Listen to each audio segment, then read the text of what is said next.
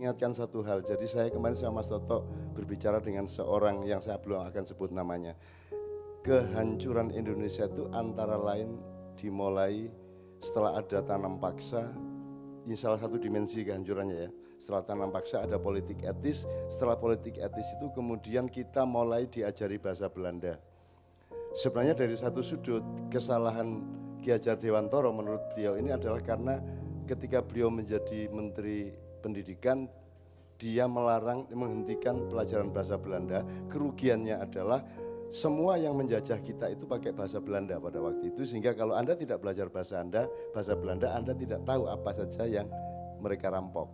Maka disarankan untuk belajar bahasa Belanda. Diku iki dicolong barangmu, sing nyolong ki ngomong cara lonto sing ora paham. Dan itu terjadi secara internasional dan nasional di Indonesia. Maka kesalahan kita adalah kita menjadi tidak tahu apa yang dicuri karena kita tidak ngerti bahasa Belanda. Padahal sebelumnya orang Belanda justru menyuruh kita belajar bahasa Belanda, mulai ada sekolah pasca politik etis itu. Tetapi juga kita harus waspada terhadap kelemahan-kelemahan di sisi lain. Begitu kita belajar bahasa Belanda, kita mulai tidak mengerti Bapak ini, kebulatan peradaban. Jadi ilmu sama etika itu gak bisa dipisah, ilmu sama Allah gak bisa dipisah. Manunggaling Kawula Gusti itu sebenarnya berisi menyatunya dan kohesifnya segala macam unsur dalam kehidupan. Dan itu lahirlah bahasa Jawa dari kesadaran yang bulat itu. Contohnya sedikit ini sebelum Pak Ismail mendoakan untuk istri beliau dan anak cucu beliau ya. Contohnya begini teman-teman sekalian. Orang modern selalu menuduh bahwa bahasa Jawa itu hierarkis vertikal karena ada kromo inggil, kromo madya dan kromo ngoko, gitu ya. Itu mereka berpikir itu vertikal dan feodal. Beliau menjelaskan, orang ini seorang sahabat yang belum akan saya sebut namanya karena beliau juga belum mau untuk tampil. Orang Jawa itu melihat alam, melihat dirinya dan manggraito atau mendeterminasi apa saja itu dengan rasa. Itu bedanya dengan dunia barat.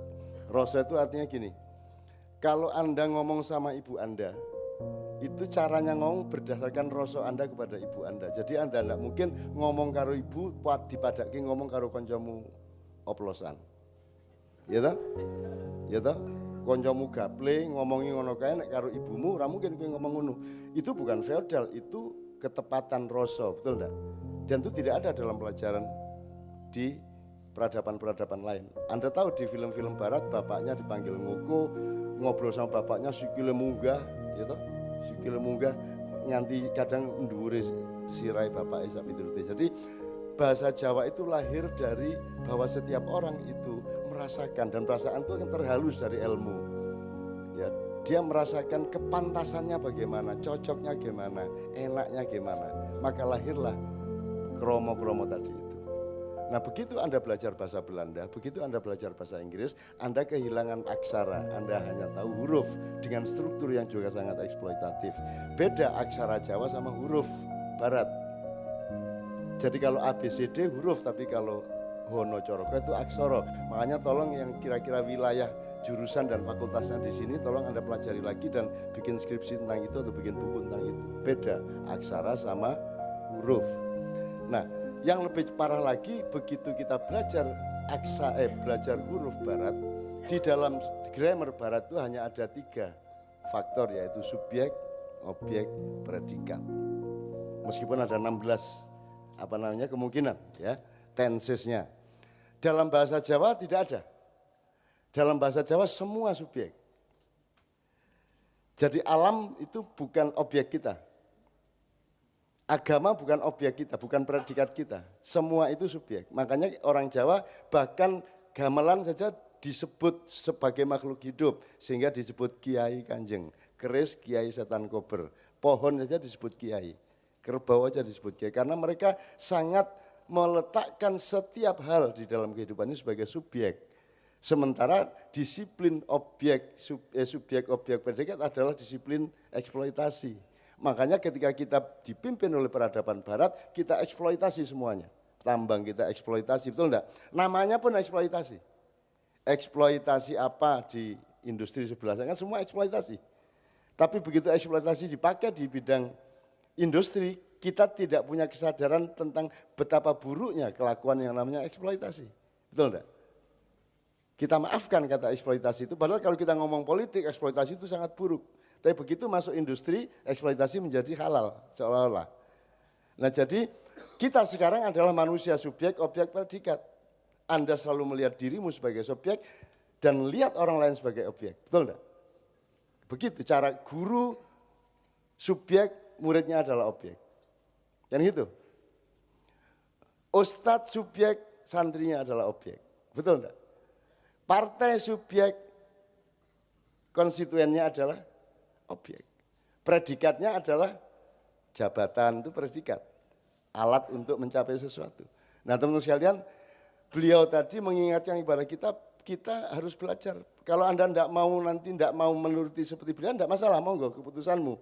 Tapi Anda harus tahu bahwa beliau ini, Anda ngomong dadak ngalung ngapura. Kenapa dia mengkonfirmasi leres napa mboten leres? Orang modern kan tidak peduli benar apa salah. Ngomong aja, dilucur aja, kan begitu. Mana yang lebih beradab? Kita semua apa beliau? Beliau yang lebih beradab.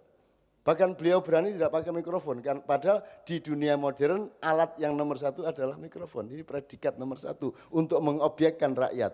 Maka dia punya media massa dan media sosial dengan mikrofon ini. Gitu ya teman-teman sekalian. Jadi tolong belajar kepada seperti ini. Dulu Marquesot juga sering datang ke kelompok mahasiswa di 40-an dan ngomongnya kayak gini. Bahkan kalau Marquesot itu segila dia. Ngomong, wah porek negara taek, apa negara, gitu kan Marquesot ngomongnya. Bingung mahasiswa iki piye ini orang kok enggak intelektual sama sekali. Gitu kan gayane mahasiswa.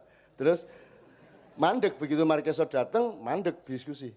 Terus saya tanya, kamu itu kuliah dan menjadi sarjana itu untuk memahami orang kecil atau untuk difahami orang kecil? Orang kecil yang harus paham Anda apa Anda yang harus paham orang kecil? Lah gunanya apa kue di sekolah ke duit larang-larang terus nuntut wong cilik sing ora sekolah paham karo kue? Itu kan eksploitatif. Bener enggak? Mestinya semakin pinter kamu semakin tinggi derajat keilmuanmu, semakin kamu canggih, faham, tajam, waspada, dan jeli terhadap hati dan pikirannya orang kecil. Nah, tadi ketika beliau bicara, saya ingat Marquesot. Jadi kita yang harus memahami beliau, karena kita yang harus belajar kepada beliau. Itulah.